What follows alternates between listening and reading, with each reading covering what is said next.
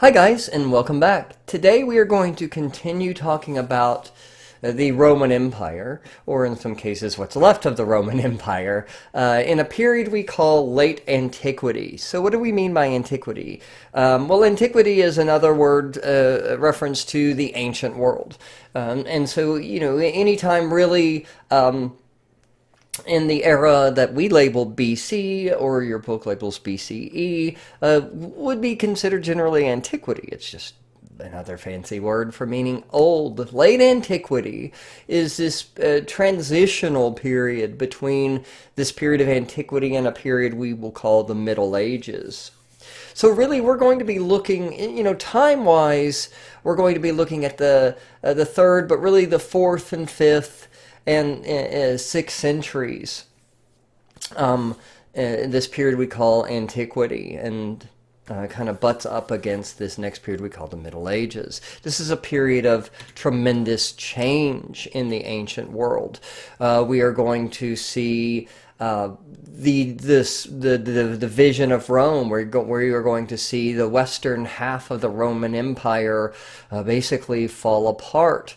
We are also going to see in this period the rise of Christianity throughout the Roman Empire, or in some cases what's left of the Roman Empire, and other places outside of where the Roman Empire was. So to give us an idea and to kind of like settle us in here, let's take a look at our little timeline. So primarily the 4th century is where we're going to be spending a big chunk of our time, because this is where a lot of the really important stuff happens. So in 313, the Edict of Milan is signed by our good buddy Emperor Constantine, remember, our first Christian emperor of Rome. And this means that Christianity is now legalized in Rome. In 325, an event called the Council of Nicaea unified the church doctrine. So basically, to put make a long story short, there were a lot of different kinds of Christianity performed by a lot of different Christian groups throughout the Mediterranean and Middle Eastern and Near Eastern worlds. And the Council of Nicaea basically unified the church, and it unified the doctrine of the church. It's a lot more complicated than that, but that's good enough for now. It's sort of standardized everything. And in 337, Constantine was baptized on his deathbed, thus becoming the first Christian emperor, as you guys know. And then 380, Christianity becomes the official religion of Rome. And then by 391, all of the ancient cults and ancient beliefs are banned. Now, that doesn't mean they still weren't practiced, but they were now banned. So in a span of less than 100 years, in like 80 years, Christianity goes from a persecuted, illegal religion to a religion that is not only legalized, but is the only religion in the remnants of, or within the Roman Empire. Okay, so let's look at a little bit before the 4th century. Let's go back to the 3rd century right now, and when Christianity was still illegal within the borders of the Roman Empire. And we're not going, though, to look at a Christian work of architecture, but instead we're going to look at a Jewish work of architecture. And so let's talk a little bit about Judaism, just really quickly. So if we go back to our map, and we look over here at Jerusalem. Jerusalem was at the furthest, and Judea were at the farthest eastern reaches of the Roman Empire. And this, of course, is going to be a really important area, because this is also where Christianity develops as an offshoot of Judaism. And as I've mentioned before, the Roman Empire was fairly tolerant of most religions, as long as you paid tribute, financial tribute, to the Roman gods. Now, as a huge empire, remember, spanning from Scotland to Baghdad, this was not a problem for most people practicing other religions within the borders of the Roman Empire, because most other cultures were also polytheistic. So it wasn't that big of a deal if you wanted to worship other gods. As long as you incorporated and, most importantly, paid financial tribute to the Roman gods, Rome was pretty cool with whatever you worshipped. But the Jews worshipped and believed in a monotheistic religion. They worshipped one God, and this God, Yahweh, said, "You will not have any other gods before me." And so this meant that there was constant tension between Rome and the Jews living in Judea. And this sometimes led to conflict, as we saw with Titus sacking the temple in Jerusalem in the previous chapter. So there was definitely tension among the Jews within the Roman Empire. So what we are looking at here is a Jewish temple, basically, or a synagogue.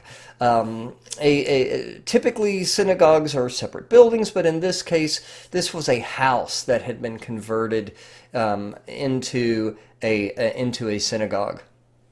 This is rather small. This is located in modern day, or in Syria. This is in a town called Dura-Europos. Once again, looking at our map, I'm sorry I keep going back to it, but Dura-Europos is way out here. And it was sometimes referred to as the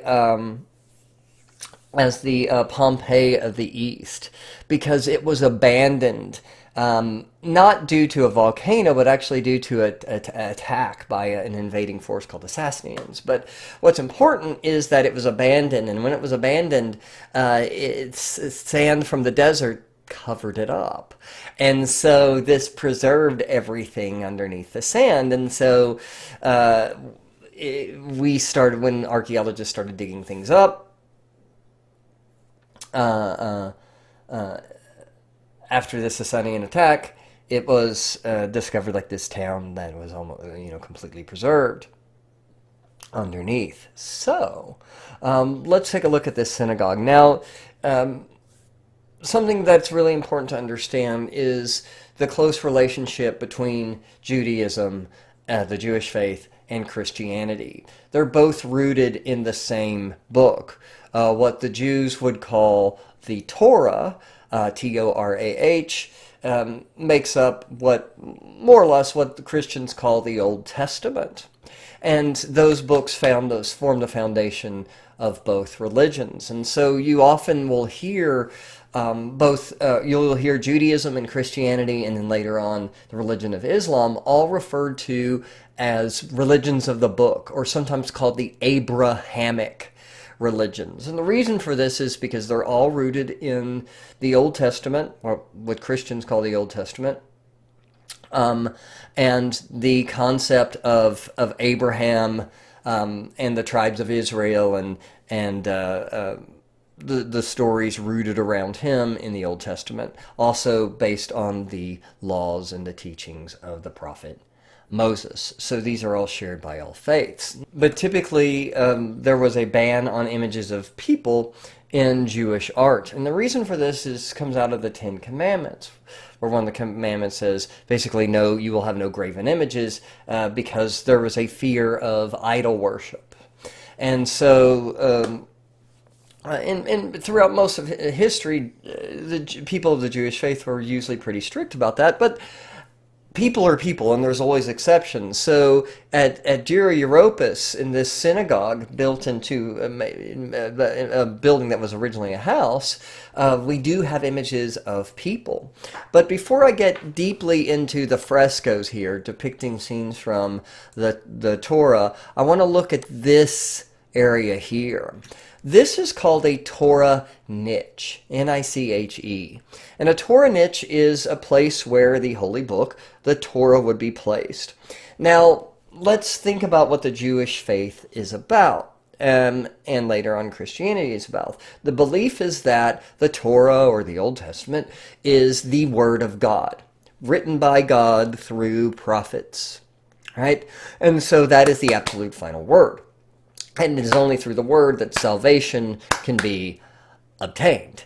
And so it takes on the reason these religions of the book, or the Abrahamic religions, are called that, because the central text is the final word in all three of these religions, Judaism, Christianity, and Islam. It is considered to be the Word of God.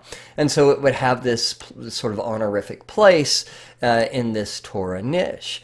Now, you'll notice that the niche looks like a little mini Roman arch. We basically have two Doric or Tuscan style columns. We have an arch, and then we have this sort of gateway. What's the symbolism of this? Well, the idea is that this is a sort of passage, right? This is a doorway to where? Well, to paradise. If you look at the images of sort of vegetation and kind of beautiful things, the idea here is that this is a gateway to paradise. But the only way to obtain that passage to paradise is through the Word of God, right? So, the images on the wall, the frescoes surrounding this, depict stories from the Bible, the Word of God. Let's take a look at this image here. This comes from the Old Testament, and it's a depiction of the young biblical David being anointed by Samuel. Now, what I want to pay attention to here is, first of all, look at the faces.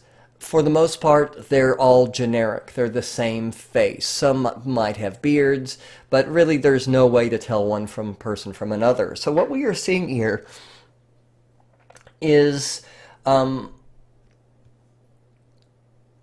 idea that these individuals aren't important. Their story and relationship to God is what is important, but the individual is not being prioritized here. And because we are not looking at a humanist culture where it's all about how awesome the individual is, but instead we're looking at a culture where human beings are subservient to God, where human beings are seen as being sinful and weak and need of salvation. So we don't see individuality in these images. Also, there's a complete lack of realism. For example, if you counted the number of feet and counted the number of people, they wouldn't match. There are more people than there are feet. Because to the artist, it didn't really matter. They don't really care about capturing reality to the sort of most minute detail as the Greeks and especially as the Romans did. What they're interested here is making sure you understand the story from the Torah.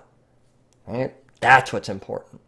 And we can also see that sort of lack of realism and lack of individuality here in this image of the depiction of Moses as his little bassinet floats down the river and he is discovered by the Pharaoh.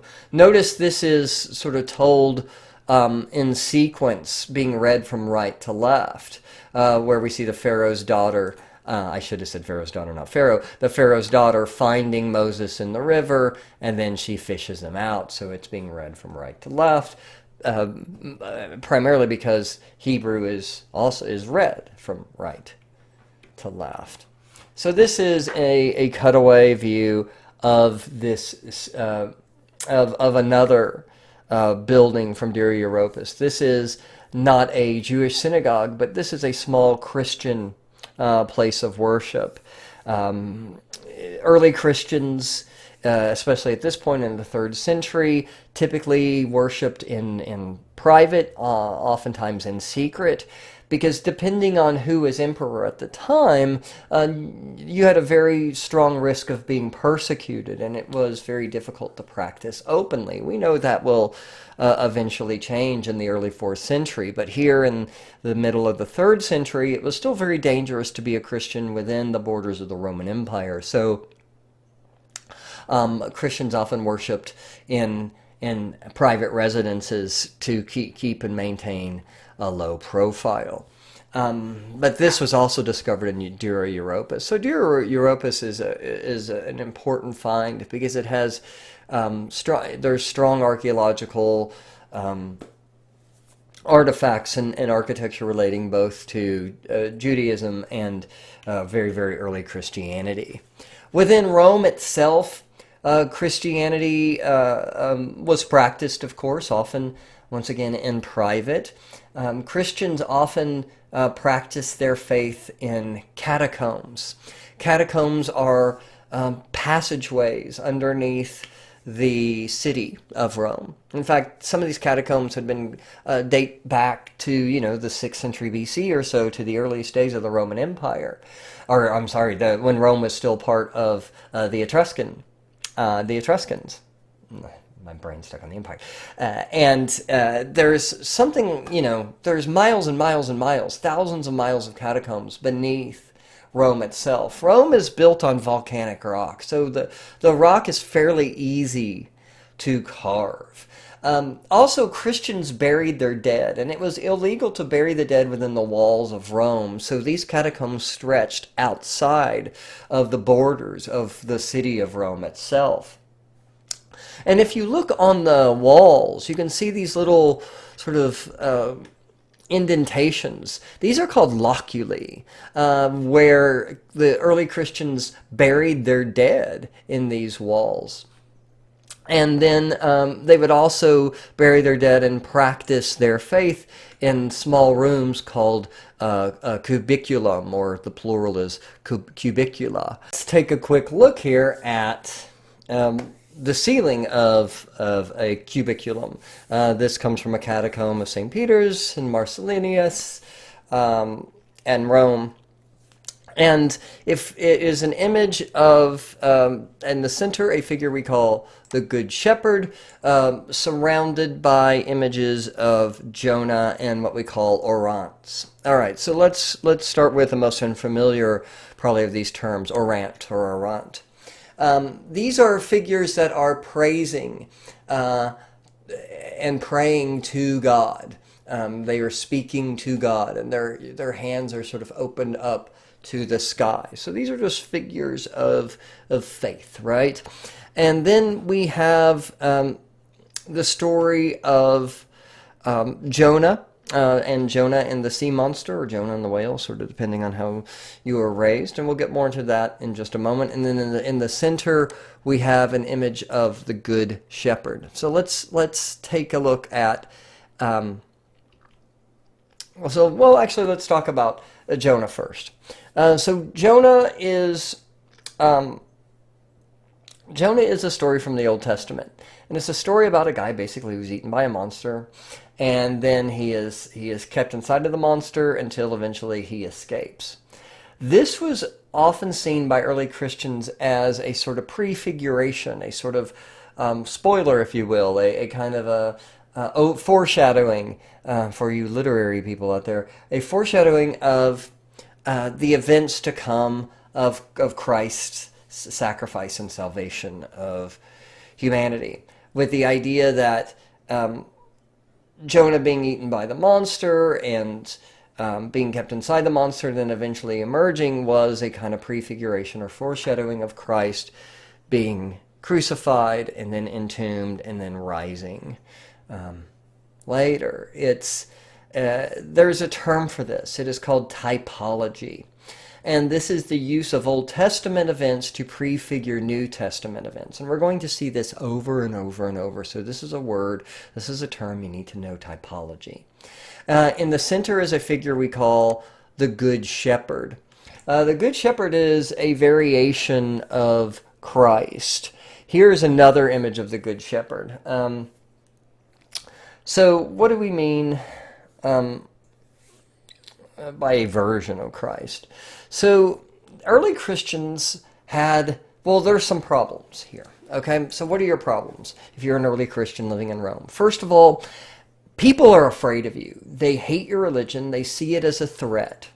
Why? Okay, they see it as a threat because Christianity is a foreign religion. It is one of these, what were called mystery religions that came from the East, either on the far edge of the empire or outside of the empire. And so that means it wasn't local, it wasn't Roman, it was a foreign religion, brought in often by people from the outskirts of the empire. And so people were leery of it anyway. And then Christianity started to become a threat because, like the people of the Jewish faith, Christians rejected the other Roman gods, and so Romans had problems with Christians. They weren't. They did not revere the Roman gods, and they did not pay tithe. They did not pay taxes, basically, to the Roman gods, and this was considered a political threat. And so, as Christianity became more and more popular, it became, in many cases, more and more despised. So here's one of the problems facing early Christians is that they were practicing a religion that many people hated and despised, and in some times during the Roman Empire was an illegal religion to practice. Also, the other big problem is they were a brand new religion. So the big question is, how did Christians represent themselves? What kinds of pictures were they going to use to show their faith? And would they show pictures at all? Because one interpretation of the Bible says, that images aren't allowed. They will lead to graven images. You are basically creating idols. So, Christians had to be really careful here. So what they chose to do was to create an image of Christ that didn't look foreign, that didn't look Jewish, but instead looked Roman. And so you'll notice in this image of the Good Shepherd, he is wearing a Roman toga. He is depicted as a Roman man with a Caesar haircut and Roman-style sandals. He is not pictured as foreign, but as local. He is also not pictured as being a mature man, but as a boy, because in that way it's less threatening. Also, you'll notice that he is not shown here being crucified. Early images of crucifixions are rare in Rome. There are some that exist, but they tend to be very, very small. Typically, Christ is shown here as a good shepherd. Because if you put yourself in the shoes of an ancient Roman, the most common symbol of Christianity today is the crucifix. Well, crucifixion is a form of execution. It is a form of torture, and it is associated with criminals. And it is something that you would not have carried around openly. It would have been considered to be, at the very least in bad taste. At the very worst, it would have been considered to be threatening. So early Christians came up with an image that was easier for Romans to accept. A young Roman shepherd. Where did they get this idea of the shepherd? Well, first of all, they kind of borrowed from the Greeks. Remember our image of the calf bearer that from the Acropolis, our archaic image? Well, this is an image that persisted throughout ancient Greece and Rome, and people would have been familiar with this kind of image of a man carrying a sacrificial calf located at temples. And so what early Christians did is they took this image and they sort of tweaked it. They gave him a Roman dress. They gave him, instead of a calf, they gave him a lamb. And, with the idea that this is an image that people would have been familiar with. Also, Christians didn't have to invent entirely new imagery, entirely new iconography.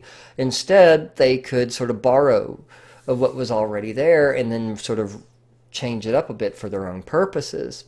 And then, of course, they use the image of a shepherd because throughout the New Testament, Christ refers to himself as a shepherd, like in John 10:11, where he says, I am the good shepherd. The good shepherd gives life for the sheep. So he is portrayed both as the shepherd, but he's also portrayed as the sacrificial lamb. This is a way of referencing the crucifixion without having to explicitly show the crucifixion. Pretty clever stuff. So, as Christianity becomes sort of more accepted, images of Christ change. If we look here at this image from the late 4th century, this is another catacomb, you can see Christ is shown as older and bearded, which is not uncommon. As literally as the religion matured, images of Christ matured. I'm going to look very briefly at this image here. it's hard to see, but this image, which is a cubiculum from the Viadino Campagni Catacomb, the Campagni Catacomb, which is displays images of Hercules. So why Hercules? Well, when Christianity started to become more and more popular, it didn't automatically replace the old religions. And there were a lot of people who within, the same family who some would be Christians, some would practice the old religions. And so it is not uncommon to find images from Greek and Roman religions, images of heroes like Hercules, who could also be sort of seen as a kind of a heroic version of Christ. As weird as that sounds, it was not that big of a leap to jump from sort of the miraculous feats of Hercules and also sort of be exposed to the miraculous events depicted in the New Testament performed by Christ. We are very much looking at a culture in transition at this point in history. And so I find this personally fascinating. When we are seeing basically one culture kind of in decline, the culture of ancient Greece and Rome and humanism and sort of the pagan religion they'd been practicing for hundreds and hundreds of years, while this new religion takes over. But it's not like things are going to change completely and automatically overnight. There are these weird transitional kinds of periods, and we see this in the art. Speaking of typology, this is a sarcophagus, a coffin, basically.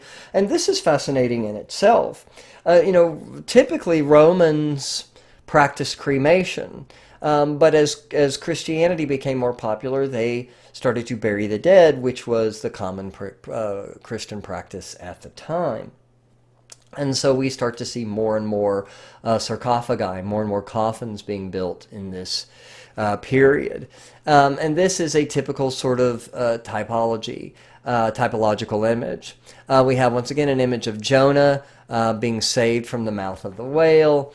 On one side, an image of salvation, an image of a man who is, kind of metaphorically brought back from the dead. And then we see the image of baptism of Christ, with John the Baptist baptizing Christ. So once again, another image of salvation. Also, Jonah is eaten by a sea creature. He is underwater. Baptism uses water as a form of, as a symbol of the purification of the soul. So, the symbolism is pretty clear here. The idea of salvation and the idea of being rescued, the idea of being, the idea of water as a means of that salvation. If we look here in the center, we see a philosopher, which is sort of meant to sort of represent the written Christ appearance in the written word, and then that is being sort of spoken aloud by the orant figure here. And then over here we have our good shepherd. Okay. Notice also how unclassical, how unrealistic these figures are. They're squat, their proportions are strange. Look at this image of John the Baptist over here. Shoulder appears almost dislocated. As we move further and further deeper into the Christian era, there is a more and more of a rejection of the traditional realism of Greece and Rome, and there's more an adoption of this less realistic style. Another reason for this is because it helped dissuade idol worship. If something looked too real, it could be worshipped as a god, right? But if it looked more symbolic, then it was much harder to think of it as a real person or a real god, right? And that is something Christians are trying to avoid. They're also building their sculpture typically on a smaller scale to also avoid it's based on the fear of idol worship. And so we can see that here in these sculptures of Christ. These are rather small. The image on the right is about 3 feet tall, and the image on the left is a little over 2 feet tall. So these are rather small. And as we move through the Christian era, basically monumental sculpture will go away. For a long, long time, we just will not see large-scale sculpture because of this fear of turning images into idols. But so once again, if you look at the image on the right especially, you can see that there is still, in some cases, a very strong classical Greek and Roman influence. Especially in this Good Shepherd, we can see our contrapposto stance, which is a dead giveaway. Also, the remarkable folds of the cloth here definitely shows an influence of Roman art. And we can see that actually in both of these. But yet at the same time, if you especially look at the eyes, and if you remember that image of the large bust of Constantine I showed you guys last time, we are moving away from the realism in the face quite a bit here, with these more almost archaic Greek kinds of eyes. So, in the same way that early Christians borrowed heavily from Greek and Roman imagery for their paintings and sculptures, early Christians also borrowed heavily once they started constructing buildings. And early Christians began building what were called basilicas. Once Christianity became an officially recognized religion within Rome, then Christians started to build large structures.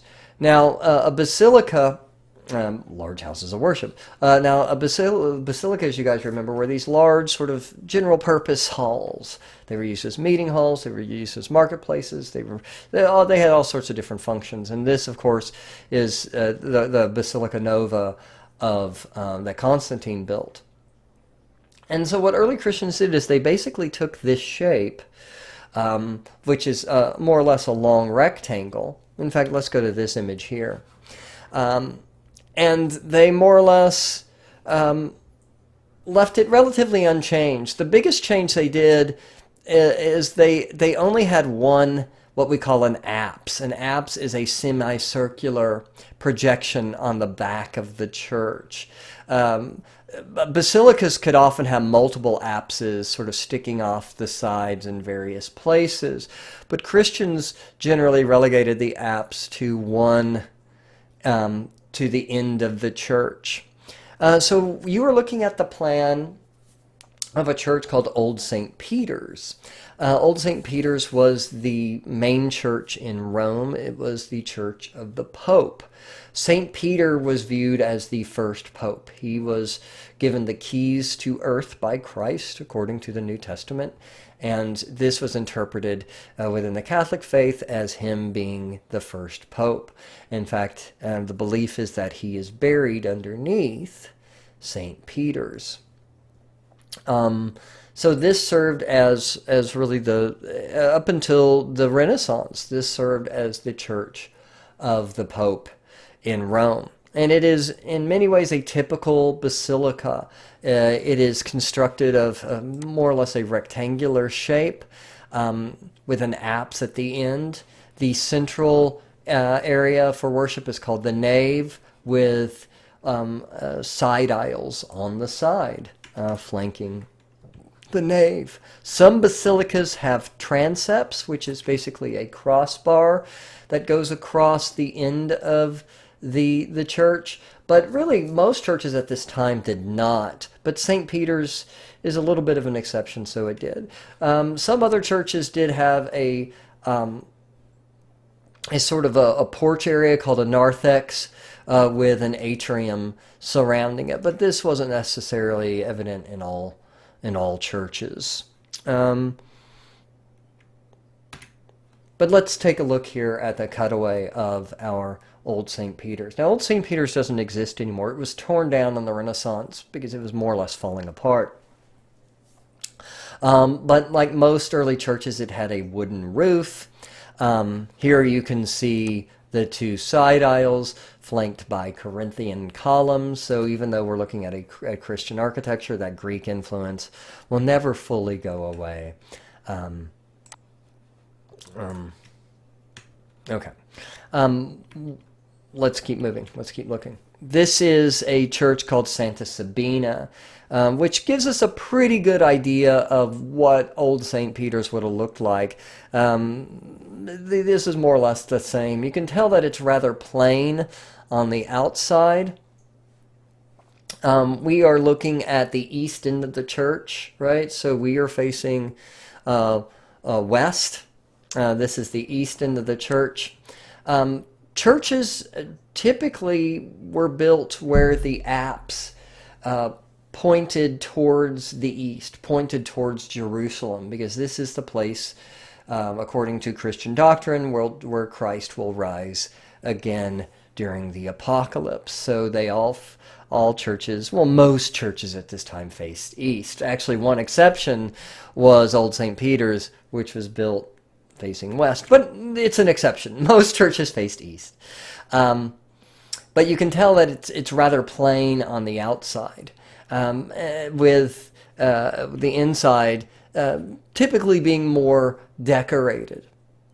And this is not the original artwork from the apse. This is much, much later. But you know, if you look at this if you look at this church and you look at the apse, it should look rather familiar. It's basically a giant version of the Torah niche, isn't it?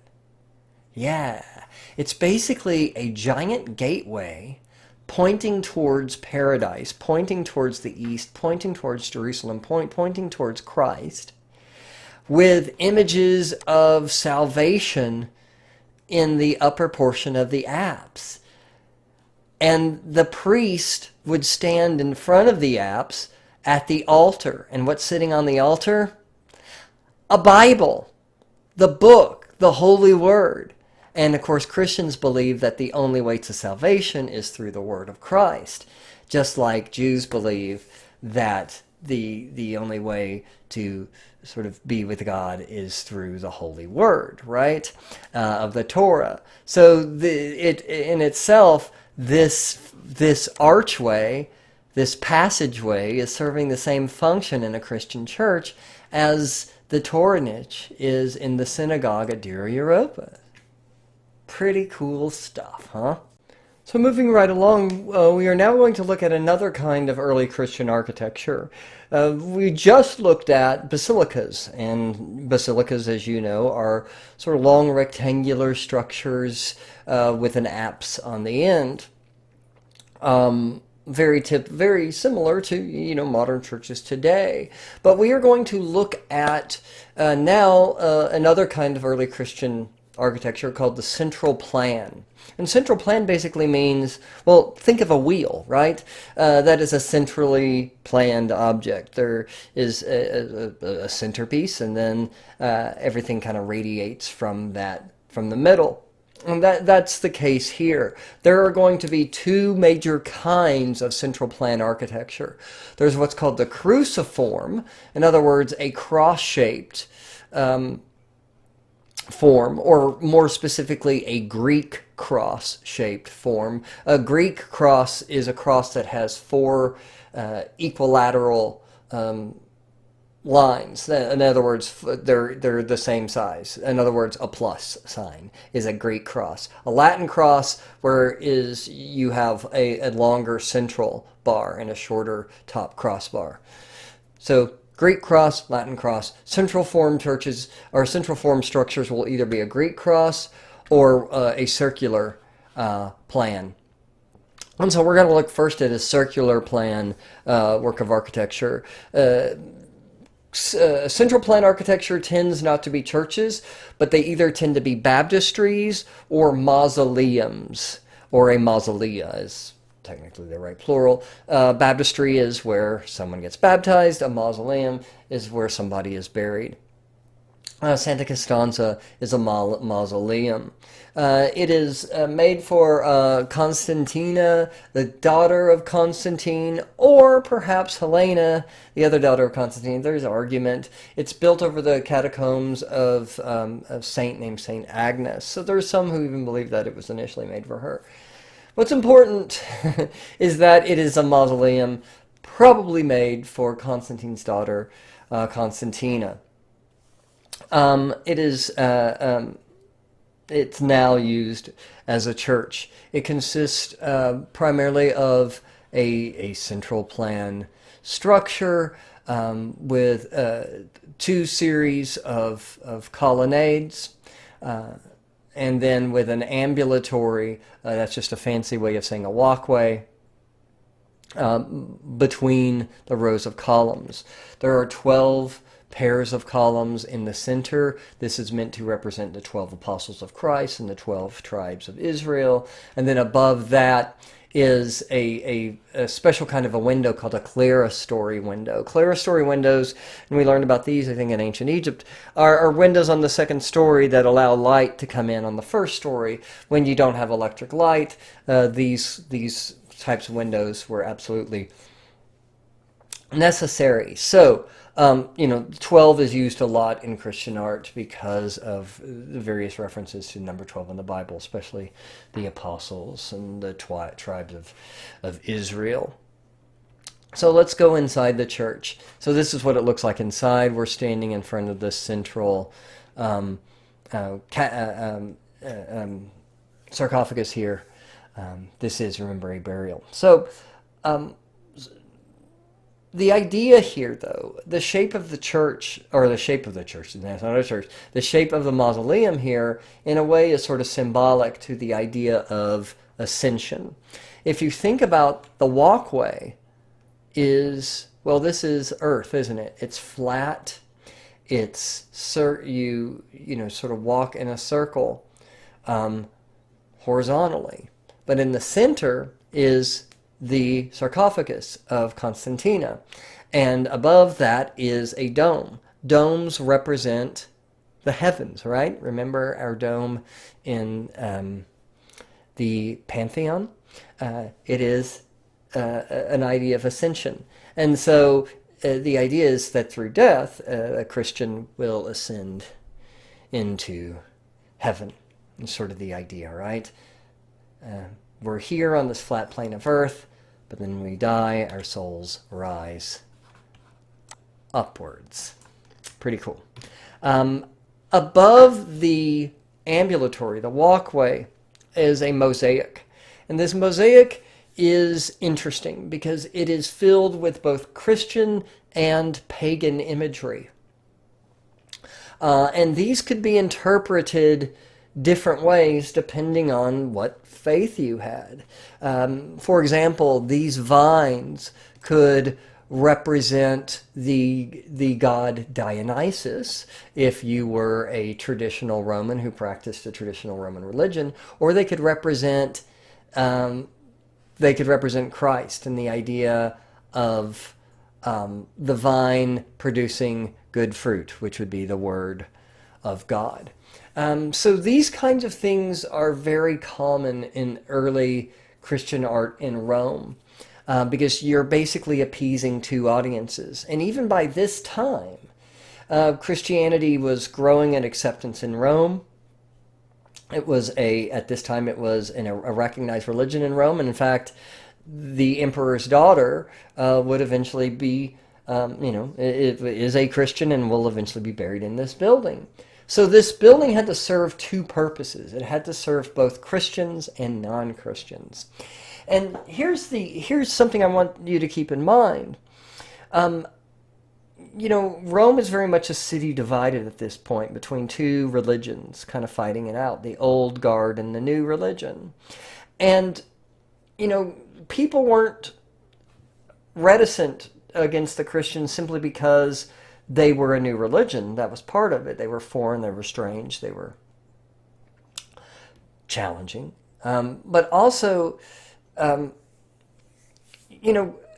Roman emperor claimed divine right to rule through the goddess Venus. And the Roman lineage could be traced through the goddess Venus. Roman emperors were seen as gods. So you have this new religion now that is a challenging not just the beliefs of Romans, but the political structure of Rome itself. So how do you reconcile, if you are the emperor, but your daughter is being buried in a Christian manner. How do you reconcile that? You kind of have split alliances, allegiances, right? So a lot of the art in this time period is meant to be is meant to be able to be interpreted in multiple ways depending on who is viewing it, so you could please to audiences. Here are some examples, other examples from the ceiling of what we call a puto, or a putti is a plural. I know it sounds really dirty, but it's not. A puto is basically a cherub. These are sort of, basically think of these as cupids, right? But also they could represent the Christian concept of a cherub, which is a kind of angel. All right, so once again, you could interpret these little dudes here as either a pagan puto or a Christian cherub. Pretty cool stuff. Here is another fascinating image. It's from the Mausoleum of the Julii, another mausoleum, and this is a mosaic representing Christ as the sole Invictus, the conquering Son. So we see Christ here in a chariot being pulled by horses. Well, a god who rode a chariot being pulled by horses was Apollo, who was the god who transported the sun in the sky. But here we have this sort of mashup. Once again, we have two audiences. So we see a Christ with his cruciform-like halo that could be viewed by Christians, or pagans could view him as the god Apollo. Once again, had sort of a double meaning. Let's look at another central plan building. This is called Galla Placidia. This is a mausoleum. So this is our other kind of central plan architecture. This is in Ravenna. Ravenna is up here in northern Italy. Ravenna in the 5th century will become the capital of the Western Roman Empire. It gets really complicated. And we're going to get more into this once we get properly into the Middle Ages. But Rome will be invaded by groups from Northern Europe called barbarians. And Rome, the capital of Rome, will move during this time period. And Galla Placidia was a Roman noblewoman who ended up marrying a foreign king, a guy named Ulrich, of a group of barbarians from what is today Germany, called the Visigoths. And her whole sort of thing was to unite this new foreign king into an established Roman family. And because of this, she actually helped create some peace and stability for a short while. But this is a very, very strong, wise, powerful woman. And when she died, she was honored with this mausoleum. And so this is the cruciform version of the central plan. Let's go. We'll come back in a second. It is basically a Greek cross, although it cheats a little. It is not a. It's a little longer on one end, so it's like a Greek cross with a hint of a Latin cross with a longer bottom, but it's not fully a Latin cross. It's more towards the Greek side of things. So we're going to cheat a little, and we're going to call it a Greek cross. But yeah, okay. So let's look inside. If we look up, we see stars done in mosaics on the ceiling. Oh, look what's next to the stars on the interior of this arch. Look, guys, it's our old buddy, the Greek meander. Oh, hey, it's been a while. It's good to see you back. Although you've been here the entire time. Okay, so it's our buddy the Greek meander. And it's just chilling out, being Greek, being meandery, not doing anybody any harm. But look how it persists. It's like it's never going to go away, because it won't. Okay, So, the stars. Why are there stars in the sky? Duh, Professor Neil, because there's stars in the sky. Yeah, I get it. But also, it's the heavens, right? And we have this one, once again, this idea of ascension. We're looking at a mausoleum. We see this idea of ascension. If you look above the central tomb, we see an image of a cross, and it is a Latin cross surrounded by four creatures representing the four Gospels: Matthew, Mark, Luke, and John. We'll talk more about these creatures specifically in the next chapter. It's rather quite fascinating, but we're not there yet. We'll get there. So this is over the central area. Let me go back here of the church here.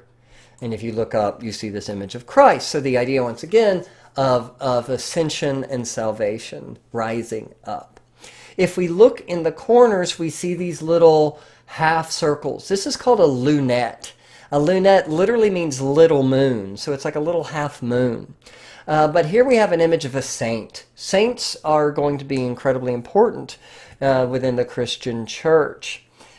Saints at this point were generally martyr saints. Martyrs are people who die for a cause, and early Christians often would put themselves in harm's way and die. In fact, one of the reasons why Christianity became so popular was the fact that Christians were willing to give their lives so readily, and people were sort of impressed by this and moved by this. So this is an image of Saint Lawrence, who was burned to death, who was burned alive, and so he is shown next to fire.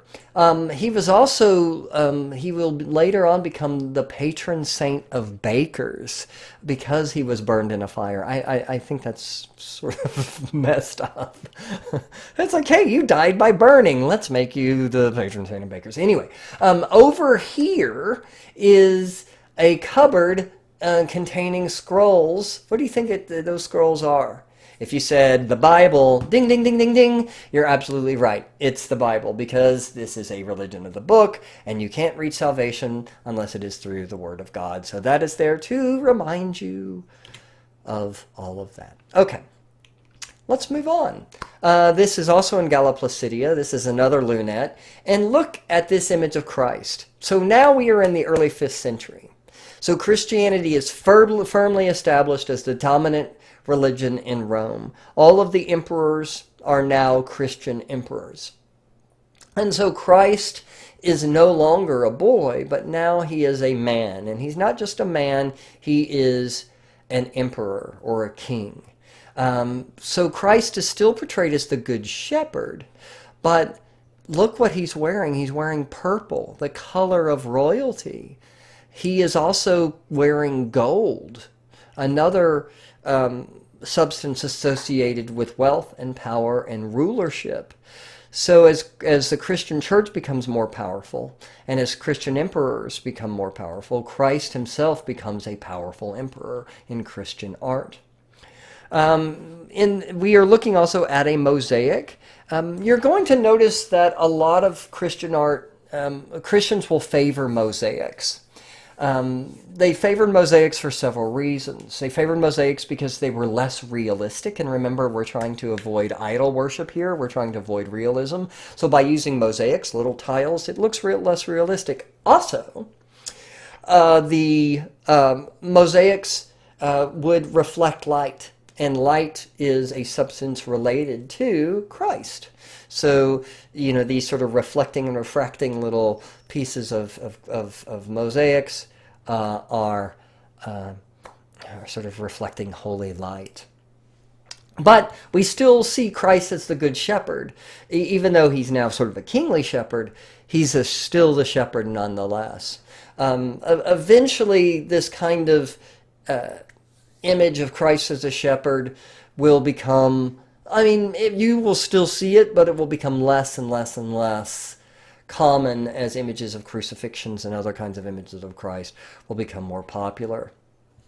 If we look at, I want you to pay attention to the background because it is rather quite detailed here. We see Christ and his flock of sheep. We see this rather sort of detailed image of a sky done quite realistically, sort of blue and white clouds, with this rather beautiful depiction of these mountaintops in the backgrounds and these stone outcroppings in the background. So there's still quite a bit of Greek and Roman realism here. At this stage, but this is slowly going away. This is another mosaic. This is not from Galla Placidia. This is from a church called Santa Maria Maggiore.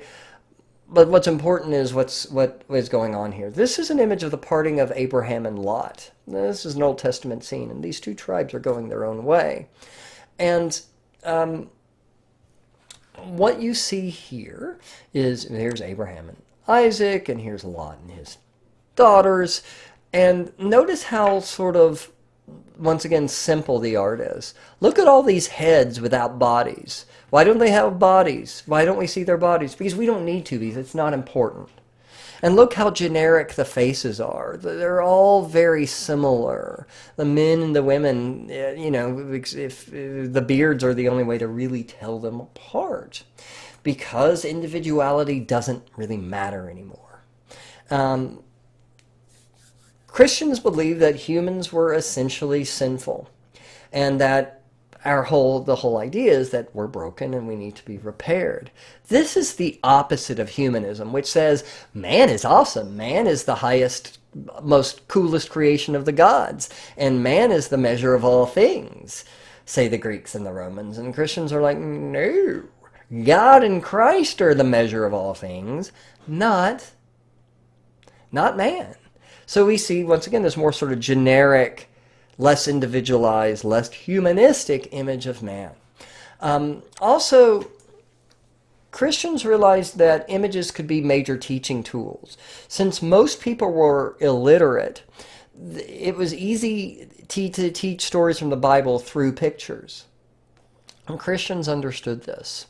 And notice how simple the pictures are. You don't have to know the biblical story to know that you are looking at a division, right? This guy's going this way, and this guy and his people are going that way. And that's the main sort of story being told here. And it's very simplistic, almost like childlike, isn't it? It's almost looking like it's a picture book. But the idea here is we're saving souls, people, right?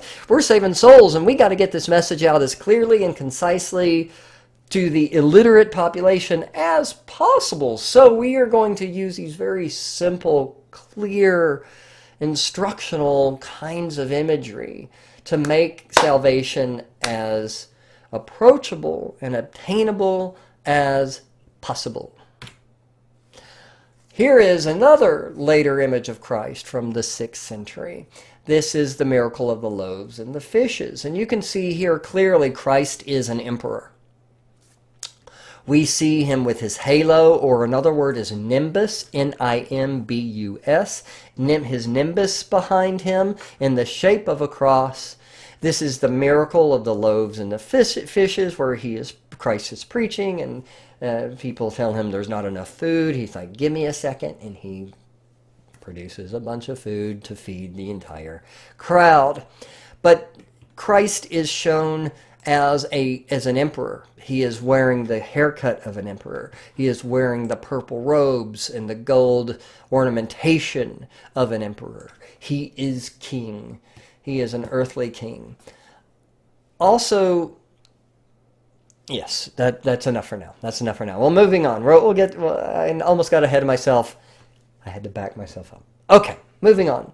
Oh, this is one of my favorites.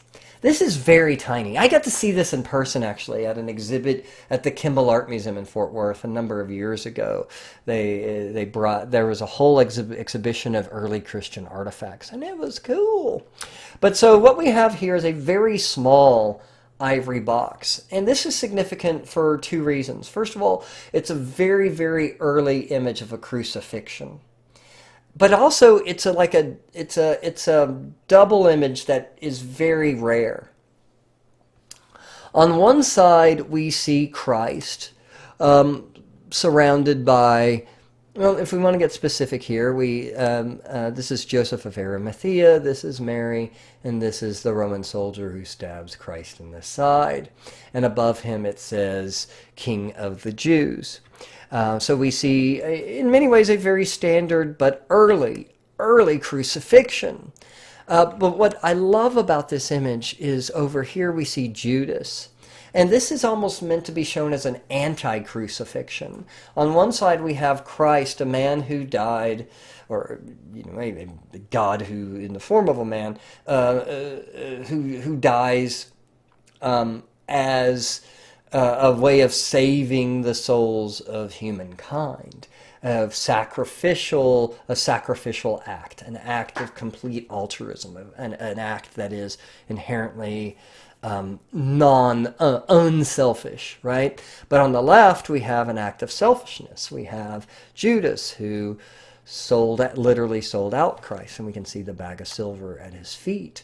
A man who is thinking about earthly concerns and not about spiritual concerns. A man who was thinking about his own and his own people's sort of fate, rather the fate of the souls of all of humankind. And so we have this sort of contrast of a sacrifice where Christ is killed by others and a selfish death where Judas commits suicide. It's a fascinating image, and I really don't understand why this contrast didn't become more popular. This is, in my knowledge, the only version of this. It may not be. But this is the only one I've seen, and I find this image fascinating, and I also find it kind of a missed opportunity in a way. Why aren't there more of this? Because it's very effective. So, in 391, the Emperor Theodosius bans all of the ancient cult religion and closed the temples. So, it was now illegal for traditional Romans to practice, or for Romans to practice the traditional Roman religion. That's not saying that they didn't practice it, because they did. They just did it in secret. Oh, how the tables have turned, my friends, how the tables have turned. So what we are seeing here is, this is a part of a diptych. A diptych is a double-paneled image. Di is another word for double. So it's a diptych. And this was from the religion, or this is from the marriage of two prominent senatorial Roman families, the Nicomachi and the Symachi. And this was basically made to show this marriage, which was an alliance between these two very powerful families. Let's look at the image on the right of the Symachi. This is an image of a woman making a sacrifice to a god. So, if you look at it, not only is the subject matter pagan and traditionally Roman, the style is pagan and traditionally Roman and humanistic. It's realistic, the proportions of the woman are accurate, the carving in the drapery is really fantastic, almost Greek wet drapery kind of technique here, not quite, but close. Certainly there's an influence, but it is quite realistic and humanistic in its portrayal. So this new, more abstract, less realistic Christian style, while it was becoming the dominant style, this older, realistic, humanistic style still existed. In fact, at this time, many artists could sculpt and paint in both styles. So if you had a Christian commission a work, you could, there were people who could do it in the Christian style, but if you had a pagan, you could execute the artwork in the pagan style.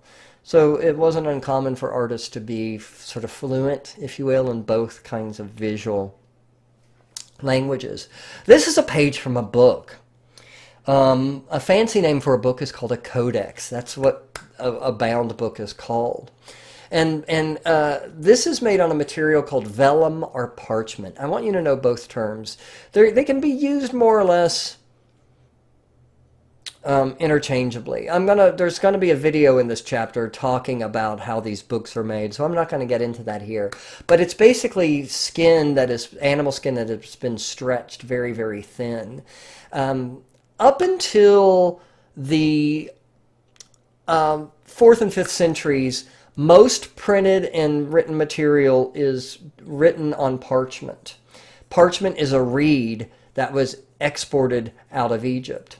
But the problem with parchment is that it can be very fragile. It dries and it gets really brittle. But Romans started to use what is called vellum or parchment, which is animal skin. And it's much stronger and tougher. And it becomes really the material that will be used throughout the rest of late antiquity and throughout the Middle Ages, as we shall see. And these handwritten codices, which is plural of codex, but a handwritten codex is called a manuscript. Manuscript literally means handwritten, and these books were written out and illustrated by hand. So each book, there is no mass production printing, so each book is its own unique individual artwork. And this is a book called the Vatican Virgil. Why? Because, well, now it's located in the Vatican, but it is various poems by the poet Virgil, who wrote the Aeneid, the very famous book about Aeneas, which I talked about when we looked at the Areopagus. But what was really cool about vellum and parchment, since it's much stronger than papyrus. Papyrus is what, I might have said parchment earlier. Papyrus is what was used before. Papyrus is used by from the Egyptians, so I apologize. Papyrus, it replaced papyrus from ancient Egypt because papyrus is really brittle and dries out. And papyrus could not really be used in a book, because if you used it in a book, the pages would rip. But parchment allowed, and vellum allowed, people to make books or make a codex. And then you could make a manuscript right inside and have this handwritten book. And this will become the main way books will be distributed throughout the Middle Ages and throughout the Christian era. And the Islamic era, too, will be books as opposed to scrolls. And that's it, guys. That is it for this chapter. I will see you in the next chapter. It's about to get really, really interesting. All right.